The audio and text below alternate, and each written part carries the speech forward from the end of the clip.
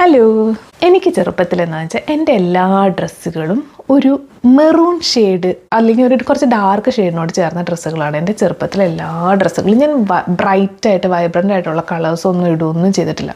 അപ്പോൾ അതിനുള്ളൊരു കാര്യം, അതായത് എനിക്ക് എൻ്റെ പേരൻസ് അല്ലെങ്കിൽ എൻ്റെ വീട്ടിലുള്ളൊരു ഡ്രസ്സ് വാങ്ങിച്ച് തരുന്നവർ എന്നോട് പറയുന്ന കാര്യം എന്താണെന്ന് വെച്ചിട്ടുണ്ടെങ്കിൽ, ഇതിട്ട് കഴിഞ്ഞിട്ടുണ്ടെങ്കിൽ നിറം തോന്നിക്കും. പിന്നെ അത് ഒരു കാര്യം. അപ്പോൾ എൻ്റെ ഉള്ളിൽ എനിക്ക് വേറെ പല കാര്യങ്ങളും ചെയ്യണമെന്നുണ്ട്. പക്ഷെ എന്താണെന്ന് വെച്ചാൽ എനിക്കൊന്നും പറ്റണില്ല. എനിക്കൊരു നല്ല ബ്രൈറ്റ് ആയിട്ടുള്ള കളർ ഡ്രസ്സ് ഇടുന്നുണ്ട്, പക്ഷെ അതൊന്നും നടക്കുന്നില്ല. അത് കഴിഞ്ഞ് ഇപ്പം നാട്ടിൽ തന്നെയാണെങ്കിൽ നമ്മൾ പുറത്തിറങ്ങി നടന്നു കഴിഞ്ഞാൽ അവർ അയ്യോ ഇതെന്താ കറുത്തു പോയോ, ഇത് കറുത്തു പോയില്ലോ, നേരത്തെ കണ്ടാണെങ്കിലും കറുത്തു പോയില്ലോ, അങ്ങനെ പറയും. പിന്നെ ഞാൻ ഇവിടെ വന്നതിന് ശേഷം ഞാൻ നാട്ടിൽ ചെല്ലുന്ന സമയത്ത്, ഞാൻ എയർപോർട്ടിൽ എത്തുന്ന സമയത്ത് എന്നെ വീട്ടുകാർ പിക്ക് ചെയ്യാൻ വരുമ്പോൾ എൻ്റെ വീട്ടിലുള്ള ചിലവർ ഫസ്റ്റ് എന്നോട് പറയുന്ന കാര്യം എന്ന് വെച്ചാൽ അയ്യോ ക്ഷീണിച്ചു പോയില്ല. ഇപ്പം ഇല്ല, പക്ഷെ അയ്യോ ക്ഷീണിച്ചല്ലോ, കറുത്തല്ലോ, അങ്ങനെ ഇങ്ങനെ.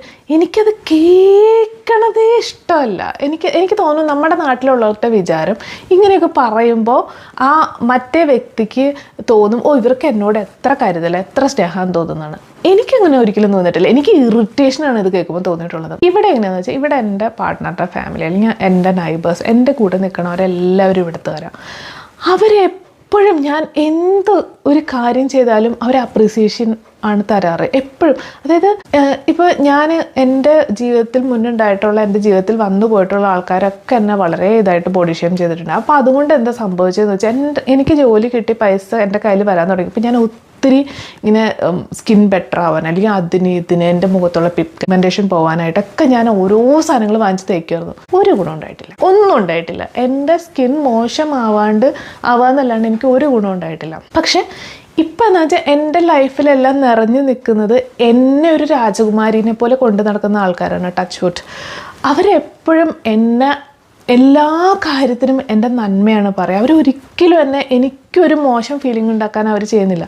അതുകൊണ്ട് എൻ്റെ ജീവിതത്തിലുണ്ടായ കാര്യം എന്ന് വെച്ചാൽ എൻ്റെ സെൽഫ് കോൺഫിഡൻസ് വളരെയധികം ബൂസ്റ്റായി. ഞാൻ ഈ കണ്ട സാധനങ്ങൾ, അതായത് ഇങ്ങനെ കണ്ട സാധനങ്ങളൊന്നും, ഈ സ്കിൻ കെയർ ആയിക്കോട്ടെ എന്തായിക്കോട്ടെ, ഞാൻ അതൊന്നും വാങ്ങിക്കില്ല. ഞാൻ ആകെ ഒരു മോയ്സ്ചറൈസറും ഒരു സൺസ്ക്രീനും ഇടയ്ക്കൊരു വിറ്റാമിൻ സി ഉപയോഗിക്കുന്നില്ലാണ്ട് ഞാൻ വേറൊരു സാധനം ഞാൻ ഉപയോഗിക്കില്ല.